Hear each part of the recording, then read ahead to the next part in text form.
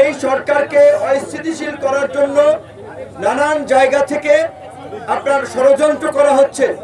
আপনারা জানেন যে এই সরকার ক্ষমতায় থাকতে বাংলাদেশকে ভারতের একটা পুতুল রাষ্ট্রে পরিণত করার চেষ্টা করেছিল, যার ফলে তারা ক্ষমতায় এসে প্রথমেই পিলখানার এই কথিত বিডিআর বিদ্রোহের নামে এই দেশের দক্ষ মেধাবী সামরিক অফিসারদেরকে হত্যা করেছে।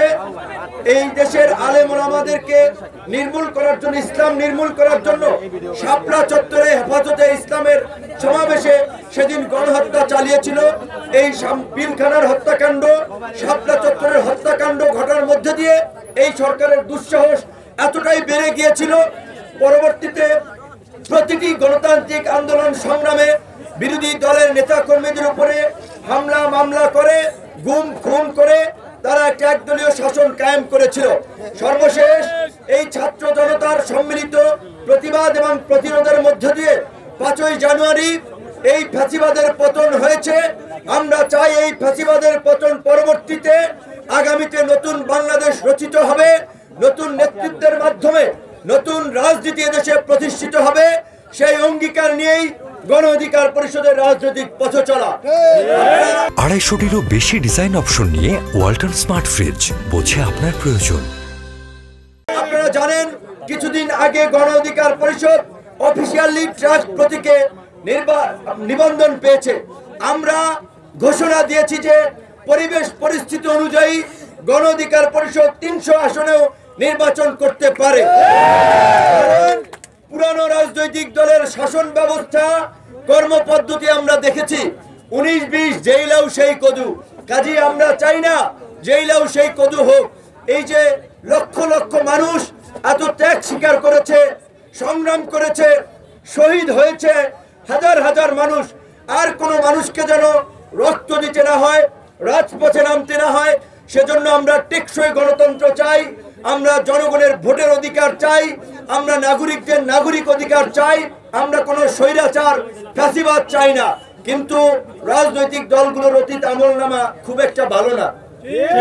সেই লঙ্কায় যায় সেই রাবণ হয়, সেই চিত্র আমরা দেখেছি।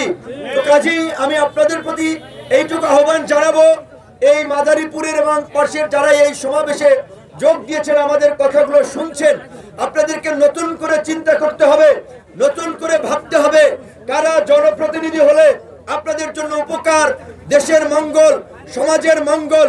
যদি ওই পুরানো চাঁদাবাজ দখলদার, যদি এই হুন্ডা বাহিনী গুন্ডা বাহিনী তারাই যদি আবার নির্বাচিত হয়ে আসে, তাহলে কিন্তু আমাদের কারোর জন্য সেটা সুখকর হবে না। আপনাদের সামনে পরিবর্তনের সুযোগ এসেছে, আপনার হাতে ক্ষমতা রয়েছে, আপনাকে সিদ্ধান্ত নিতে হবে আপনি কাকে ভোট দিবেন, আপনি কাকে নির্বাচিত করবেন। আমরা বলছি আমাদের যে পুলিশ যেই সরকার আসে তাদের মতো করে পরিচালিত করে, আমাদের যে প্রশাসন যেই সরকার ক্ষমতা আসে তাদের মতো করে দলীয়করণ করে। কাজী পুলিশ সহ প্রশাসনকে যেন দলীয়করণ না করতে পারে, জনগণ যেন কারো কাছে জিম্মি না থাকে, সেজন্য আমরা বলছি আমাদের রাষ্ট্রের সংস্কার প্রয়োজন। এই সংস্কারের জন্য এই সরকারের যতদিন সময় লাগবে সেই সময় আমরা দেব। এর মধ্যে দিয়ে আমাদের নেতা কর্মীদেরকে আগামী নির্বাচনের জন্য তৈরি হতে হবে। আপনারা যদি ছাত্রলীগ যুবলীগের মতো পরিস্থিতি তৈরি করেন, আচরণ করেন, মানুষ আপনাদেরকে গ্রহণ করবে না। কাজী আপনাদের মধ্যে সেই ধরনের ব্যক্তিত্ব, আচরণ গড়ে তুলতে হবে যেন জনগণ আপনাদের কাছে আসে, আপনারা জনগণের কাছে যেতে পারেন, জনগণ যেন আপনাদের মধ্যে নতুন কিছু খুঁজে পায়। আমাদের মধ্যে শৃঙ্খলা থাকতে হবে, চেইন অফ কমান্ড থাকতে হবে। শৃঙ্খলা, চেইন অফ কমান্ড ছাড়া কোন সংগঠন, কোন জাতি তার গন্তব্যে পৌঁছাতে পারে না। কাজে আমাদের গণ অধিকার পরিষদ এবং গণ অধিকার পরিষদের অঙ্গ সংগঠন ছাত্র যুব শ্রমিক অধিকার পরিষদের নেতা কর্মীদেরকে আমরা পরিষ্কারভাবেই বলবো, আপনারা হানাহানি, মারামারি, দখলদারি এই কাজে যুক্ত থাকবেন না। যারা হানাহানি, মারামারি, দখলদারি, চাঁদাবাজি করবে, জনগণকে নিয়ে, ছাত্র জনতাকে নিয়ে তাদেরকে রুখে দিবেন। আমরা দেখতে পাচ্ছি এক ফ্যাসিবাদ গেল, আরেকটা ফ্যাসিবাদ তৈরি হওয়ার একটা প্রক্রিয়া বোধহয় চলছে।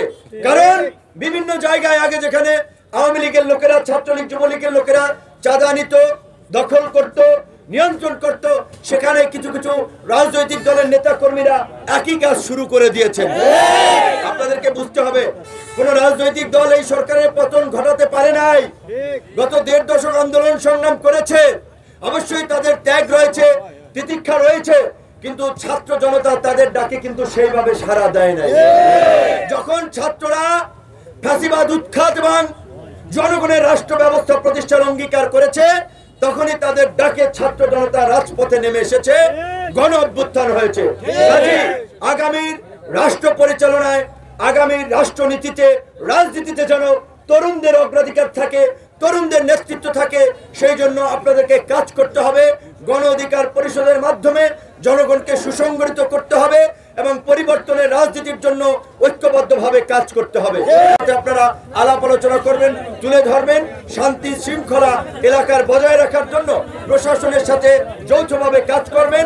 কোন দুর্নীতিবাদ লুটেরাকে আপনারা আশ্রয় দিবেন না, কারো মাথায় বাড়ি দিবেন না, কারো ঘর বাড়ি দখল করবেন না।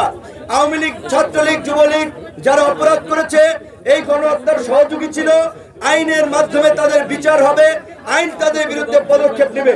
আমরা কেউ কোনো ধরনের নৈরাজ্য প্রশ্রয় দেব না, নৈরাজ্যে যুক্ত থাকবো না।